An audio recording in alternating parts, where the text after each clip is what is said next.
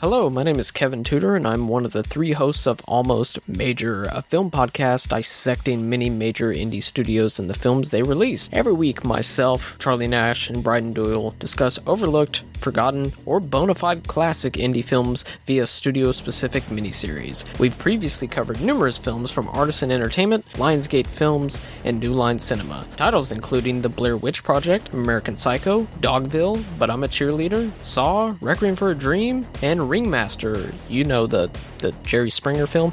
Anyways, we have a fun time every week and we hope you will join us. Subscribe to Almost Major wherever you get your podcasts. Now proudly a part of the Someone's Favorite Productions podcast network. Have you ever wanted to dive deeper into the horror movies you love? Beyond the Blood is a horror podcast for fans who want more than just surface level screams. We do deep dives into the movies that shaped us, digging into director commentaries, behind the scenes stories, deleted scenes, and the special features that most people skip. Each episode is a love letter to the genre. We break down how these films were made, the creative risks that paid off or didn't, and the lasting impact they've had on the genre as a whole. From 70s slashers to modern nightmares, we celebrate the craft, chaos, and characters that keep us coming back. If you're the kind of fan who rewatches movies with the commentary on, or you simply grew up in the video store horror aisle, the Beyond the Blood podcast was made for you. New episodes every single week. Subscribe, and let's dig deep. Welcome to the Beyond the Blood podcast. Hello, this is Chris Haskell from They Live by Film. For those that don't know us, Adam, Zach, and I, we built a podcast over the last 2 years that's a combination of film discussion from three very different perspectives, as well as industry interviews with the leaders in boutique Blu-ray and 4K community. We started with Dev Crocodile, but over time we've been lucky enough to speak with Arrow Video, Severin, Mondo Macabro, Vinegar Syndrome, Radiance, Indicator, most of the OCN partner labels. It's been a blast. You can find us wherever you podcast, and also actually recently as part of Someone's Favorite Production podcast network. We hope to see you online.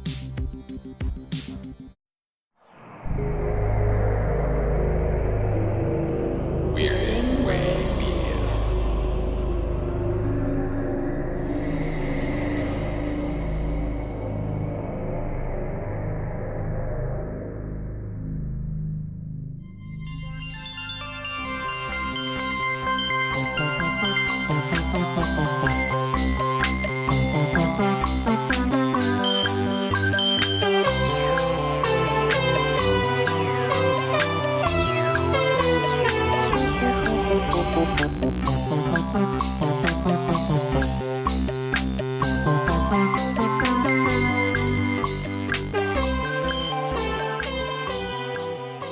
Welcome to Rankin Bass, an offhand joke that just won't go away. I'm your host, Mike White. Joining me, of course, is a man who knows all kinds of jokes about being a window washer, Mr. Chris Dashew. They go up, they go down, they go up, and they go down. Also with this is a real bitchy boss, Mr. Richard Haddam. I don't know what you're doing in that office all day, but it has nothing to do with producing a book for Wonder Corporation. Wow. I'm Yeah. impressed. Ugh. I was not expecting that, so there you go. I mean, it's like one degree away from Charlie in the Box. I mean, it's He wants a Charlie in the box. the voices of the characters in this are so exaggerated. Oh my! It's a lot. On this podcast, we discuss the works of Arthur Rankin Jr. and Jules Bass, specifically some of their stop motion and animated work. And on this one, we are talking about the last episode of the first season of the ABC Saturday Superstar movie called That Girl in Wonderland. And guys, we are just about to break my wife. She is asked to please never play that again. You've really been scraping the bottom of the barrel as far as all this Rankin and Bass stuff. That's almost a direct quote. I'm going to point something out. Mike, your wife is finally where my wife was every Mike White March. I am done. I am through. Do not subject me to this any longer. I hope you at least watch like an episode of 2 of That Girl with your wife to wash the taste out of That Girl. And see, I watched an episode or 2 of That Girl just so I could have some frame of reference as to what I was supposed to compare this to, given that that's without the show That Girl, it's just a title that makes zero sense. Well, I used to watch That Girl when it was on, not originally, because I think it was off the air before I was born, but I definitely watched a lot of That Girl to the point where when she is talking with Donald, I'm like, oh, Donald, yeah, that was her boyfriend / fiance's name. Okay. And I'm just like putting stuff together, but this does not capture why you should be watching That Girl. I mean, Not in at my all. opinion. Right? Oh no. That Girl show, Marlo Thomas, insanely charismatic, insanely charming. This cartoon, other than the fact of where we had to watch it, which again, it's on YouTube, otherwise known as in the show notes. Yeah. Saturday Superstar Special, Rankin was not putting their best foot forward if they were even attempting to put a foot forward at all. It was Ted Bessel who played Donald Hollinger, who was her boyfriend in That Girl. And then that character is represented in this animated special, but it's voiced by Ted Schwartz instead of Ted Bessel. And I'm like, oh, well, why couldn't it just be him? Right. Maybe he wanted nothing to do with this, or maybe he was busy. Yeah, maybe. It's like the Star Wars holiday special. We just don't talk about it. Just pretend like it doesn't exist. Richard, what did you think of this special? Well, I didn't hate watching it to the degree that I've hated watching certain other ones. It wasn't great. The presence of Marlo Thomas, I mean, I'm already 50% in because I love her. And she's also one of my people, the Lebanese. Oh, no jokes. Okay, I'll go on. Yeah. So then, what am I going to make? What a are we joke gonna about? say? Your Yeah. proud people, the fine Lebanese people. I'm a huge fan of MASH and Jamie Farr, one of your kings amongst men. So that's right. No jokes. I'm not going to mix it up with lesbians or anything like that, Ellen. Thank okay. you. Well, now you've just gone through all the various jokes. And you who could make. doesn't like All right, Kibby? great. I mean, Kibby's delicious. I go back to Oh the my Kibby. God, look, all you about know the Kibby. Kibby, baby. Yeah. All right. I forgot. You know, They're because little you're a footballs. chef. Yeah. All right. All right. Anyway, you know, I love her. And you know, the animation style. Now, this seemed to be yet another animation style that wasn't what we have seen before, which is fine. I will say this though, and tell me if I'm being crazy / racist / pervy, but did the Anne Marie character seem to be illustrated in a way that reminded you more of Japanese animation, more like anime, that sort of big block of black hair, giant eyes with big black pupils? I was sort of like, oh, this is like kind of how the women are illustrated in the anime shows that my son watches now, 50 years later. Yes, actually, you took the words right out of my mouth. It is exactly that. And what's weird is she is the only character represented that way. All the other characters, like the boss character, is like, she looks like the way that she talks. Like all the characters look the way that they talk, essentially. The woman on the phone who answers the phone, just the most. Can you imagine having to say that every time you answer the phone in a real world setting? Mind you, in a fairy tale, just I want to die. But she's the only. Wow, what a difference! Thank you for calling Blockbuster. Yeah. Wait a second. Is that a part of your personal history there, Mike? That is, yeah. I worked Blockbuster. I worked at 3 Blockbuster locations from 1992 to about 1996 or 7. At least you didn't have to sing song Blockbuster. Right. There is Wait, so how did it go? Did you say hello? Wow, what a difference? Or you just pick up and go, wow, what a difference. This is Blockbuster. No. How can I help you? I think it was more like that. It was either that or thank you for calling Blockbuster. Wow, what a difference. But it makes more sense to answer with the wow. Well, you know, I used to answer the phone. Hello, let us amuse you. Laugh and learn comedy traffic school. I can help you. Wow. That's when I worked at the traffic school. And one day a week, I'd work in the office to earn a few extra bucks. And it was their big innovation was, you don't say, how can I help you? You simply assert, I can help you. Wow. And then you let them say, I got a ticket and I need to sign up for a class in Chula Vista. Hey, you bring the excitement, Richard. They just bring the, court ordered time. They just bring the paperwork and the $29 in cash. Yeah, Right, court orders are a hell of a thing. Oh yeah, I won't go into that. Some things need to remain secret. God, I will say though, to your point, Richard, they definitely made her the more conventionally beautiful of all the characters, if the only character that could be considered not kind of off-putting to look at. Yes. Yeah. And Donald was the attractive male character. So they're like our romantic leads. Though Donald looked a lot like the window washer guy to me. There was the one fantasy that she has. Oh, I guess it was the Wizard of Oz part of it, where one was the scarecrow. I think it was the window washer was the scarecrow and Donald was the Tin Man. And I was having a hard time keeping them straight at that point. And I guess for me, the thing that my expectation was, it was going to be somehow Marlo Thomas's character in these fantasy settings. And I didn't know what it was going to be. And I feel like the framing device doesn't work really well. Like it's so, for all the complaints that we've had about, oh, hello, I didn't see you there. Let me tell you a story. Like for all of the complaints and kind of are like poking fun at that because of how ham-fisted it is, when they try to do something more narratively, I wouldn't say complex, but different, markedly different, it really doesn't work. Like at all, frankly. Well, it felt very breakneck. Like as I'm watching it, I was getting tired just because I was moving so fast to the point where I was like, is this sped up? Like, right. But their voices didn't sound sped up, but they just were talking so fast and things were happening so fast that I was just like, this feels very bizarre. It feels like it's running, 100 miles an hour when it should be more like 55. And it was a little bit hard to settle in on what the real problem or, like the real plot problem.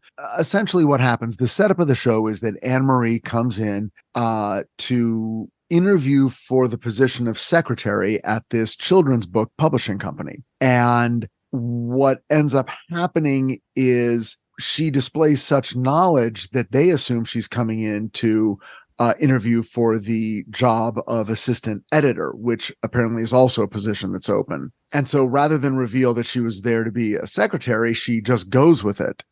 Yes, that's exactly what I'm here for. And then they're like, okay, well, if you can come up with a really great idea for a book that we can put on our sort of December release schedule, you will get that job. You've got 1 week, I think, or they give her an amount of time. And so now that's her goal. That's what she wants to do. But what gets in the way of that isn't super clear.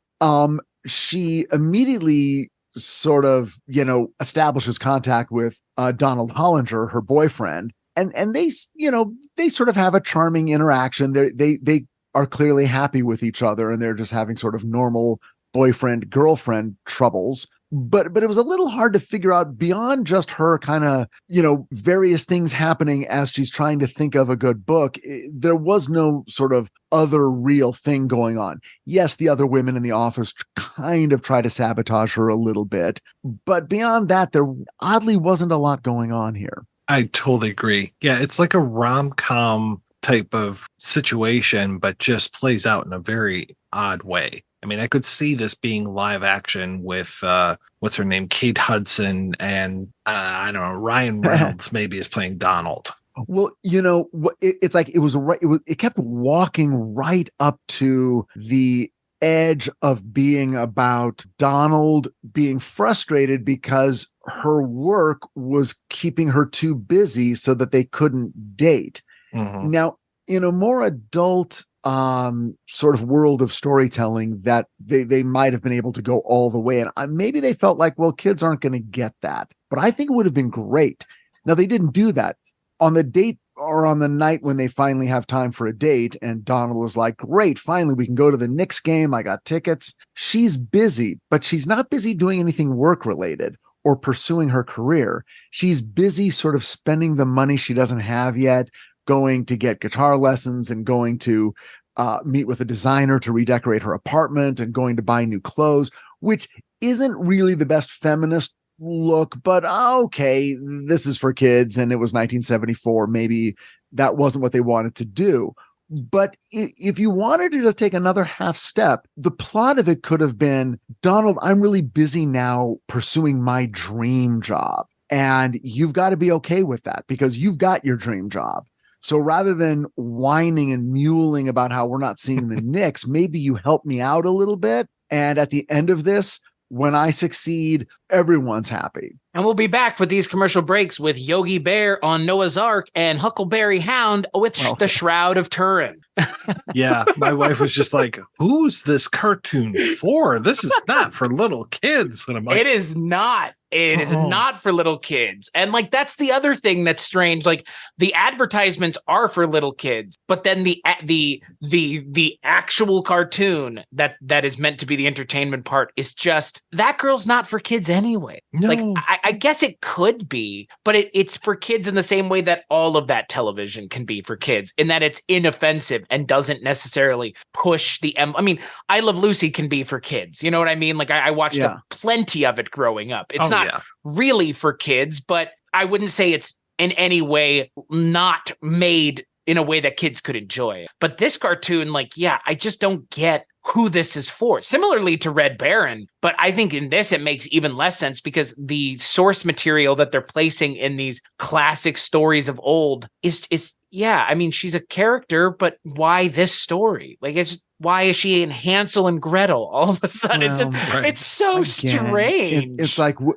that knee-jerk sort of impulse of, we have to go to this sort of public domain fairy tale place. That's what the kids want to see. And if we're not doing that, then it's got to be about them consuming shit because kids want to consume stuff. So it's got to be about her buying stuff. Right. And it's like, well, okay, well, that's what we got. You know, kids love playing guitar. Again, the relationship between her and Don Hollinger was really sweet. There was nothing like overtly offensive or like he's being an asshole, you know, or well, he's calling her 6, 7, 8 times before she even gets to work. And I'm like, dude, you better back off. Like, when can we talk? When am I going to call you? Da, da, da. I'm like, is that your crone of a boss again, lady? She is at work. Do not bother someone when they're at work. At most, you text them, but you don't have phone call conversation. No, you call their boss's office while they're in the meeting with the boss and then go, is that you imitating your boss again? That piece of shit. Yeah, she's right behind me, isn't she? Right. It was kind of interesting. Oh, I guess they're in the same building though. So I guess but I'm like, she is arriving at this place that she's never been for the first time and he's calling her there. Right. But then it's like, oh, they're working in the same building. And so he's just, I guess, calling downstairs. So it's sort of like, hey, how's the meeting going? But again, I think he could have been more supportive. I think he could have been more on board with, well, what do we need to do to help you get this job? You know, it's like, let me help. You know, you need to, let's go on a carriage ride through Central Park and maybe you'll come up with some ideas. Or something. I mean, like, I don't know. I know I'm trying to rewrite this thing 50 years later. I'm sorry, I'm on strike. I'm going a little crazy over here. Pencils down here, Richard. Come on. You can't be rewriting anybody's work. Right I'm scabbing. Yes. Yeah. I mean, even the thing with like, oh, I got us tickets for the Knicks and the game's in 5 minutes. It's like, unless Anne Marie's really into basketball, you don't just spring that on somebody. No, that was a little, frustrating. And then I don't know that she ever really resolved the women who already work there, the phone operator and the other secretary sort of start out as the weird like nemesis to her, like, oh, we're gonna screw things up for her for some reason, I guess, because bitches be crazy or something. Was the you've seen 9 to 5, Richard? Peggy Pope at 9 to 5. That's her whole thing. It's just like, I'm gonna tell the boss on you so I can get ahead because dissent must be crushed in the workplace. Well, yeah, I mean, I get, but fine. Then, you want to start there, fine. But then it didn't turn into like throughout the course of the show. It's like, oh, wait a second. They actually become allies. Like somehow they realize, why are we fighting against each other? Let's all this could be great. Or say, you know what I mean? I don't know. Again, rewriting it 50 years later, but why not at least have a little forward motion with these character relationships? So at the end, they're like kind of pulling strings to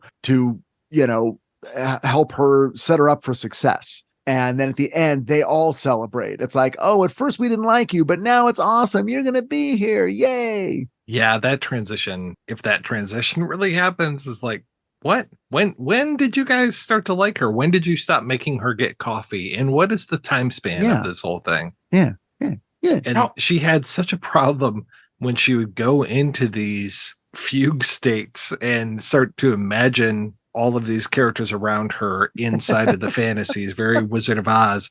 And then people would come up and be like, Anne-Marie, we have to do this or that or the other thing. And she just starts like, she's still in the fantasy. And I'm like, wait a second, you should be able to snap out of this a lot quicker than you are right now. Anne-Marie, quick, there's a propane leak. We gotta get you out of this house. I can see Wonderland. The rabbits are talking to me. It's like the Oracle at Delphi. She just starts like sitting in a room, just like tripping and imagining her for whatever reason on top of everything else. And here's I think this was the strangest thing for me. The framing device to all this was a reason to get Marlo Thomas into these stories, right? I mean, I think we would all agree, like the whole point of this is just to get the three or four characters from the real world into these stories and have her in those stories interacting with them. But it is just such an uninteresting way because it doesn't feel organic. And I'm not saying like there's a good way to do this, but there's got to be a better way than this where it's just like, I'm just going to sit at my desk and trip for a half an hour. Like, wait a second here. It's like nothing did double duty. It wasn't like, oh, I'm having problems with Donald, but in these stories, he's the perfect boyfriend. But then by the end, I kind of learn, that I don't need a Prince Charming. I just need someone who's on my side or whatever. I was just going to say, is it Stu Hempel, who's the teleplay writer, I believe? I believe you're right. Yes. Yeah. Which have we seen him before? Has he done other Rankin Bass? Don't think so. The name doesn't sound familiar. Yeah, nothing about what he was doing necessarily felt kind of like you were joking at the beginning. It didn't start with, what? You've never heard the story of Anne-Marie getting a job as assistant editor at a New York-based children's book publishing company? Well, sit down, kids. You're going to love this. These are the lost chapters of that girl. I honest to God thought that the framing device of this was going to be like, she like hits her head. Thank you. Right. Okay, good. I'm glad it wasn't just me. No. I thought it was going to be like something to the effect of a framing device that would allow her to go to Wonderland. I didn't assume that Wonderland is like the name of the magazine. Right. Exactly. Right. It's like beyond idiotic as far as I'm concerned. Like the idea of just not doing the easy thing here and making it so complicated. I get that they were trying to do something maybe at the time they thought this was novel and, it's not just the lazy thing. But I wouldn't have considered this lazy if they had done that. I would have considered it just, well, that's what I expected, which there's nothing. In a lot of ways, there's nothing wrong with meeting expectations. But when you do something so drastically different that it's not much of anything, it's just it's just so drab and just not entertaining. Yeah. And Marlo Thomas as Anne-Marie cannot save this. That's the other thing. If this were live action, she might be able to, but because it's just her voice performance, she can't save it. Well, and it goes back to that same problem that we've talked about for the last, I think, quite a while, definitely since Anna and the King. This whole, we're going to wedge a pet in here. Oh my God. Who cares about this stupid dog? Like, it doubles as Toto in the Wizard of Oz section, but otherwise it's just there. No, you got to have an animal. That's a law. Wow. I'm disappointed it wasn't a talking animal. I was kind of hoping at least in those with an ethnic accent. Oh, there you go. Lebanese accent. Yeah. Maybe Danny Thomas comes in and does some voice work. Oh, little girl, what are you doing? It's I guess the other question that I have in all of this, obviously, we've talked about Rankin and Bass, and they're kind of taking of other famous people and utilizing them in I don't want to say creative ways, but utilizing them, Danny Kaye, Bing Crosby, Burl Ives. I mean, is this now the worst? I think this might be up there for like the worst utilization of like a exterior talent that Rankin and Bass has had. It's so just, it's like to say it's low hanging fruit might not even be strong enough. Dude, we just came off of Willie Mays. Yeah, but at least it was still a sports thing. Like at least it was still a sports thing. It's not like they took Willie Mays and they dropped him in the middle of the Sahara Desert, and they were like, "Well, ride a camel to go see the pyramids and tell us about them." Like this is just so bizarre. It's like it doesn't even trade in the good things that Marlo Thomas brings to That Girl. Because like I said, I watched the first episode of That Girl, and she's very charming from the first moment she's on screen. Oh yeah. Yeah, That Girl's good. It's good. Yeah. And it's free on YouTube right now. Wow. Yeah, I was very disappointed that they didn't actually get to use the That Girl theme song, and I was really hoping they would do an animated version of the That Girl opening. I know, me too.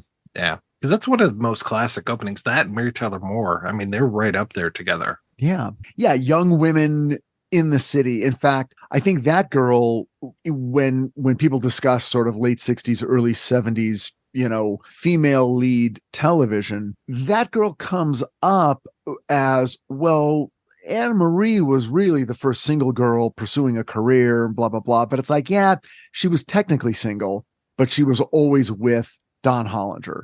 Right. She had a boyfriend and it played a large role in her life, whereas Mary did not have one consistent partner.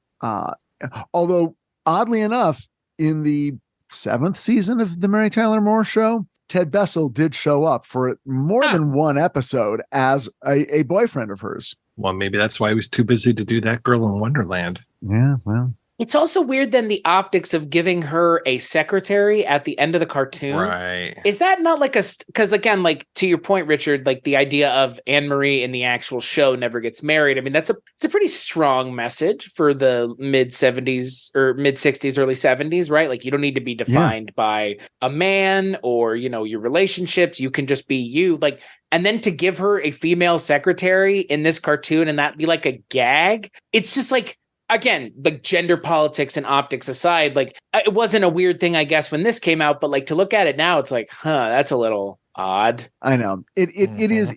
Again, it's like you kind of have to take feminism where it was. Right. The idea that it's like, oh, as a young woman, I would have a position of authority such that I would earn a subordinate is a huge feminist leap forward that the boss is a woman. Now, of course, the secretary is going to be a woman. That's not questioned. And that there will be a subordinate. That's not questioned. The fact that the boss of that subordinate is female, wow, grab your hats. Mm-hmm. What's really odd, I did look up the writer since we were talking about him, and he was really known more as a children's book author than anything else. Though he did write some plays, he wrote some musicals, of course, he wrote some television shows, but he was working a lot on, he did a Snow White and the Seven Dwarfs adaptation, The Great Radio Comedians for PBS. But yeah, just an odd choice of who to pick to write your That Girl in Wonderland story. For a minute, I thought maybe he was a That Girl writer. Right. That would have made more sense. Yeah, but I guess it's like, no, we need, someone who knows the children's book industry. This is going to be a quasi documentary. I guess I just don't understand who this was for, because you got to figure out who this is for before you make it. And if we still can't figure out who it's for after watching it, it's like, I don't think you guys really had a strong sense of the ideas you really wanted to get across here, because there are other things. I mean, we know Rankin and Bass does Jackson 5 and the Osmonds. Like those are things that are much more facing towards a younger generation than That Girl is. At least, Yeah. at least for the Saturday morning crowd, the crowd that's going to have Sugar Smacks advertised to them as a healthy option in the morning. Yeah. Fucking, I forgot that the Sugar Smack bear is like doing a patois too. It's I forgot that he's a cool jive bear, as they would say. Yeah. He so reminds me of Dean Martin. He's just got that voice, or a little bit more like Bing Crosby, I guess. I don't know, but it feels goes scary along. and aggressive. It feels like he should be driving a van. Yeah. Well, Hey, who likes Honey Smacks? You like Honey Smacks? Like I'm good. Or Sugar Smacks, Honey Smacks. That's the frog. yeah. But it is funny. It's like, oh, you're eating a pickle and drinking a root beer for breakfast. That's unhealthy. You should have your healthy breakfast, part of your healthy breakfast. Sugar Smacks. With milk, orange juice, eggs, a multivitamin. What part of breakfast is this? Dessert? Right. Yes, because with the name like Sugar Smacks, you're getting your daily fill of what's this sugar here. So that must be what and it is. smacks. So the main ingredient, it says it's sugar and hydrogenated corn oil. What? Hey, you know what though? Yeah. I will say, watching it with all the cartoons, like it made it more enjoyable for sure. The commercials were totally. amazing. The Right. commercials were amazing. To see the two back-to-back Captain Crunch commercials with John the Foot instead of Jean Lafitte, that was hilarious. And the Crunchberry monster as well, which is a thing that doesn't get a lot of representation in 2023. The big yellow crunch monster. So, and to have like Barney Rubble was having a crisis of faith around. Yeah. Well, there was at one point Yogi Bear on Noah's Ark, and I was just very how? I was very confused. He's like, here we are on Noah's Ark. All right, well, that's not a bingo card slot that I think anybody would have had, but we're here now.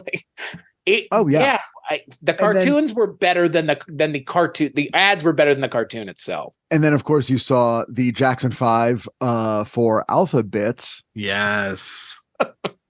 Yeah, I was like, wow, okay, all right, we're getting what we know.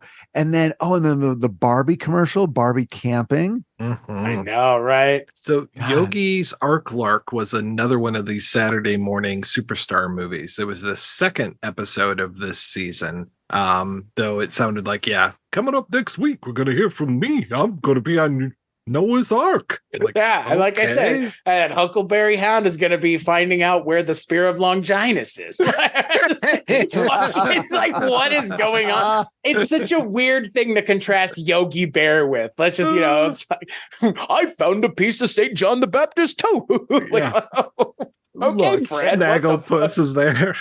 This wasn't I'm burning down Rome. Exit stage left. Yeah. You mean I've got to tear those gladiators to bits? All of this is just way better than what they put forward. My God, Yogi's Ark Lark. Come on, you guys. They literally were like, okay, we're going to have a bunch of various animal cartoon characters. Where do animals gather? A zoo. Oh, a zoo. Really great idea, Jenkins. Low-hanging fruit. How about something a little bit more original? Okay, how about Noah's Ark, motherfucker? Buddy. Yeah. That's thinking. That's what I like. Noah's Ark. It's also for kids. It's religious. I love it. I was kidding. No, we're using it. Oh, and when Yogi talks to Noah, it's going to be a hoot. I mean, it's probably going to be Yogi and Boo Boo rather than Yogi and a female bear, right? Oh, yeah. No. It's going to be Boo Boo. Boo Boo. I don't think this is enough cubits. Right. What's a cubit? Nice. Well, there we go. And now we've come full circle into the cause. I will say, for me, as a child of the 90s who had a lot of toys advertised to me, the toy ads were shockingly disappointing. Yeah. Weebles. Oh, I loved Weebles. A toy that tilts over. Yeah, Weebles wobble, but they don't fall down, Chris. This is the action form and function, is that it just tilts over. It's an egg with a magnet or a piece of metal in the bottom. So we got a lot of these we got a lot of these pear-shaped pieces of wood. What do you guys think we should do with them? Put some magnets in the bottom. Kids will love them. Were you excited about G.I. Joe Secret Mummy retrieval? Only you can figure out how it ends by buying this product. It actually, I think, really speaks to what this is about because it's not about the cartoon. Like, and I think probably we would have realized that even more so if like Red Baron had the cartoon, like the ads, or any of these, or Willie Mays had the ads, because like the ads are so entertaining and everything in between is not. But it's like, just keep them in front of the screen for 7 more minutes until we can get to the ads. Like, yeah, the ads were my favorite part, I think. They were good. They were actually, like, the Captain Crunch ad with the back-to-back ad was more entertaining and told a better 1.5-minute long story than this 45-minute thing did. Because that's the other thing. This is a essentially featured length. It did not need to be this long, like at all. Like it's dragging by the first 10 minutes, but by the time we go to the third or fourth, like you mentioned, like fugue state, it's like I don't need to see this again, because they're not going to do anything with it. They never do. Even if we're seeing characters from the real world, I guess. Because the fantasy doesn't propel the main narrative in any way. It just takes you out of the main narrative, explores the characters a little bit, and then brings you right back into it. It's not like she's solving problems or something. No. Actually, it's really Donald is the one with the problem in this show. It's like, oh no, I've got a problem. My girlfriend is going into the workplace and now she's a little bit too busy to devote herself exclusively to my needs. Mm-hmm. And at the end, she's sort of like, but Donald, you're the one who said I should go for this job. He's like, I said you should get a job, not a whole new lifestyle that's going to occupy your time when really I need you as just an accessory to my lifestyle. Yeah. I can't stop making this a feminist manifesto. I mean, I don't blame you, because it does feel very like he's very selfish. Right. Well, and it doesn't ingratiate the character to the audience when he's like, "You're working," right? Like, what the fuck do you expect, bro? She's got to pay her rent somehow, pal. Like, right? She's Anne-Marie. He's just Donald. Yeah, he's just Donald. It's Anne-Marie and it's Donald is what it is, Richard. We all know that. Well, that's what it should be. Right. That's what it should be. I found a lot more. It made a lot more sense. I couldn't find a whole lot of Oppenheimer thematic analogies, but I tried. When Anne-Marie looks at the screen as I am become death. Destroyer of worlds. That's when she goes into one of her fantasy states and just destroys the world. And then when we come back, her finger's like on the button, Yeah. No, Anne-Marie, stop. I must destroy it. To grow anew, it must be cleansed first. Look, Rankin and Bass, I think, your joke at the beginning of the show, Mike, does ring true at this point. It's like, guys, you have to change with the times, and this is just not going to cut it anymore. Because, like, again, this is 73. I mean, this is a different time and a place. And we're coming up on the 80s where cartoons really start to hit their stride for kids. Wow. And the 70s, I mean, the 70s are no slouch either, obviously.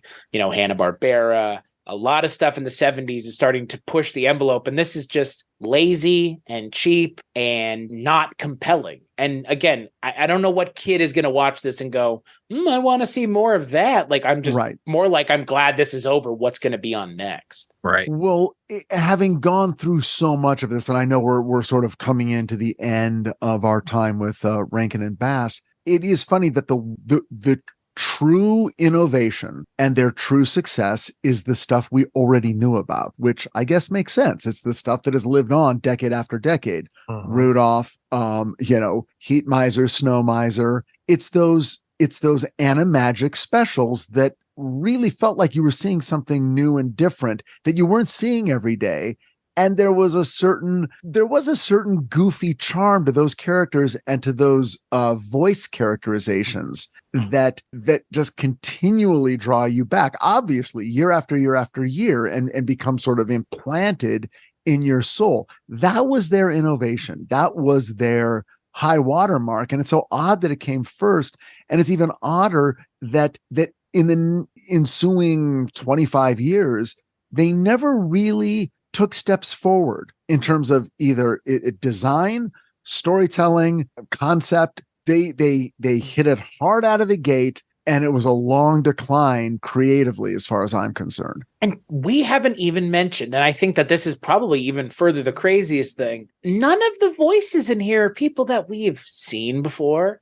They're not Rankin and Bass regulars. They're no Paul Frees. Romeo Muller's name is not on this anywhere. Like this is essentially Rankin and Bass in produced and directed by, but that's it. Right. Like in terms of like even the people that we've seen before, like there's not even there's not even anything. There's no Maury Laws even, like nothing. I don't think you would know.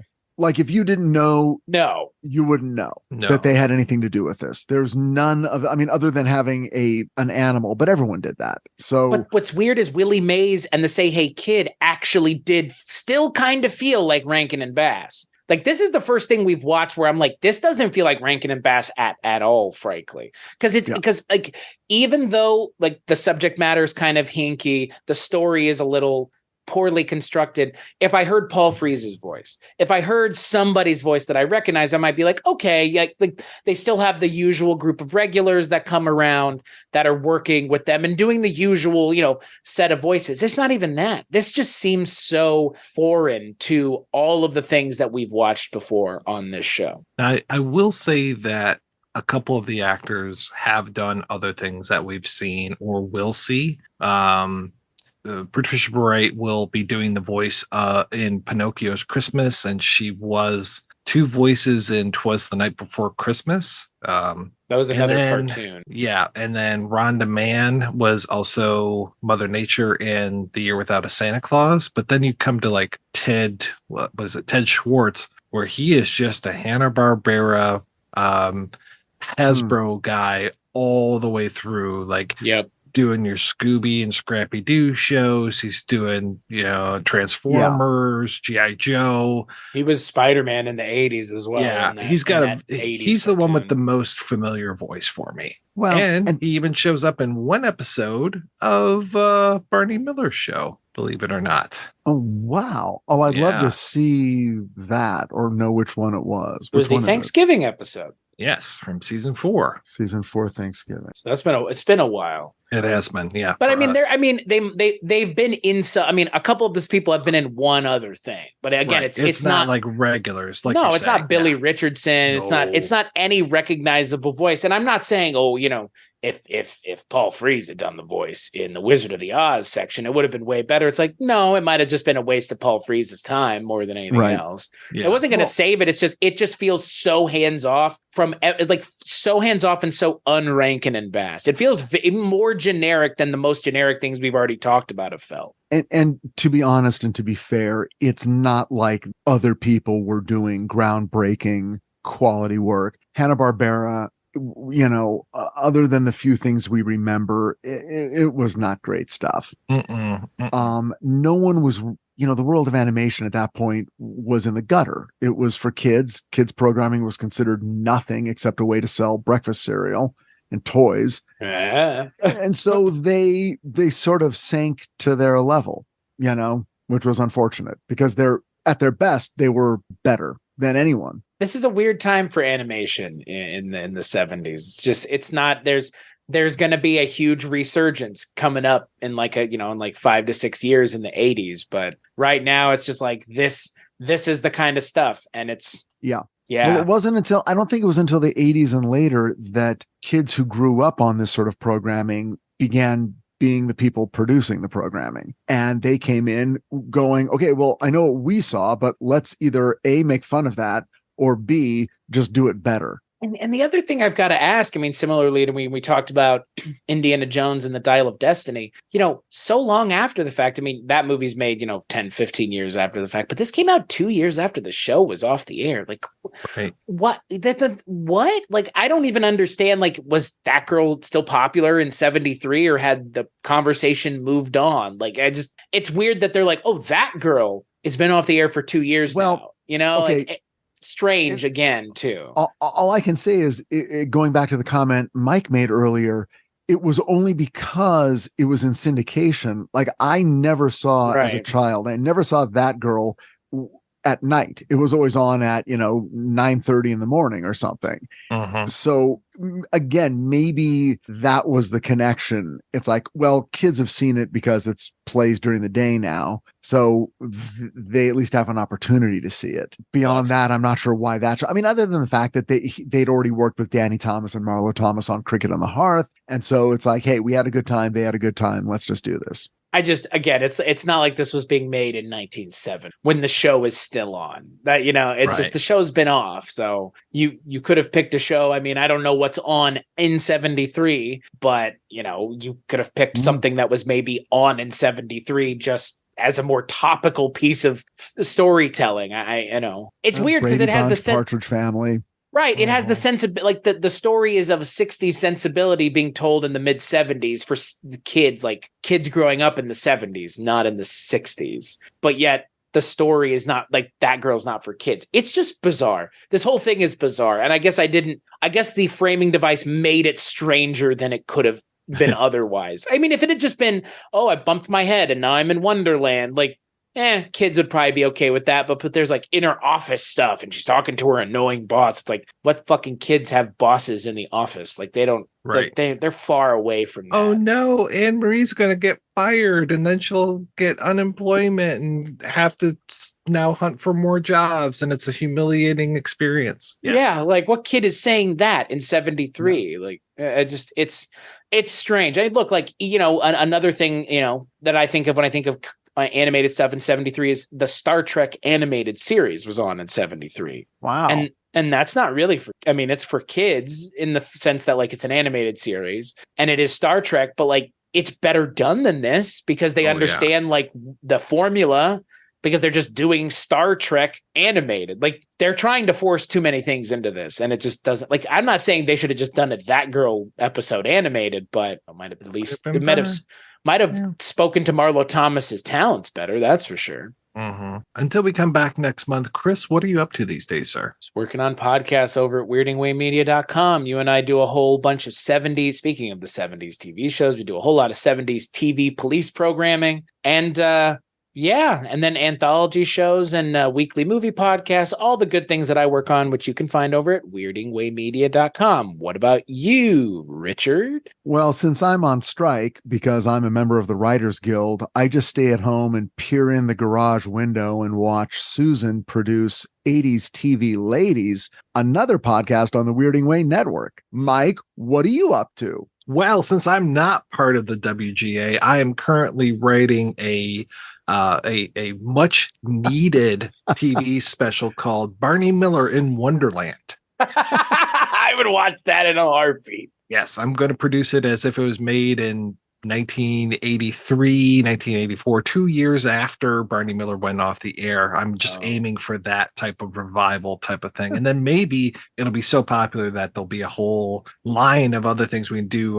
Kolchak in Wonderland, Columbo in Wonderland, Night Gallery in Wonderland. It'll be fantastic. Rod Serling wakes up and he's, what is this strange world I'm in? And who is this boss that I can't stand? Jack Laird, what are you doing? I would give so much to see an animated Barney Miller. Right? I want Jack Sue in there. I want Fish. Well, with Barney, it's great because he's got the mustache. He could just like be behind the mustache the whole time while he's talking, and you just don't even have to do the lip flap. But what if it was like an exact shot for shot, frame for frame redoing of an episode, just at that same pace? Levitt comes in, Luger, Just all of them, but animated. You could do fantasy anything. casting, man. You could have, like you said, Jack Sue could be there. You could also have Chano there. You could have just have them all there. the same time. Fucking All of Mike. Wentworth. Mike would be back. Mike would Wentworth. be in every episode. Oh man, it'd be amazing. But Never Mike did it. would be like Wilson from Tool Time, and he'd be like behind the Yeah, you'd never see him. Right. I home thought more that, improvement I reference. I thought more Damn. that Barney's mustache would be sentient. So like you would talk to Ooh. Barney and then like his mustache would talk to him. What do Hey, you Barney, think, mustache? I don't think about that. Yeah. It like Barney, I flies don't off like that and a whole flaps. lot. Yeah. flaps around the office. Yeah. See, that's how you inject the fun into the show. Yeah. That's why it's animated. It has to be animated. Yeah. Right.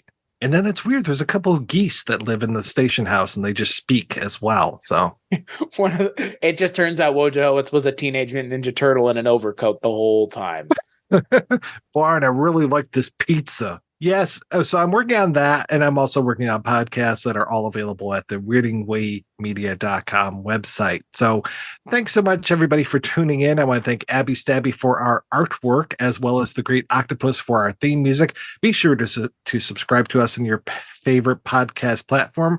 We'll be back next month with a look at Rankin and Bass's The Coneheads, plus some other Rankin and Bass animated works, such as The Jackson 5 and The Osmonds. We are talking pop culture, Rankin and Bass, and animation all together. Very similar to what we've been talking about this week and the previous month. So hopefully things get a little bit better. So until then, be sure to rate and review the podcast wherever you get it.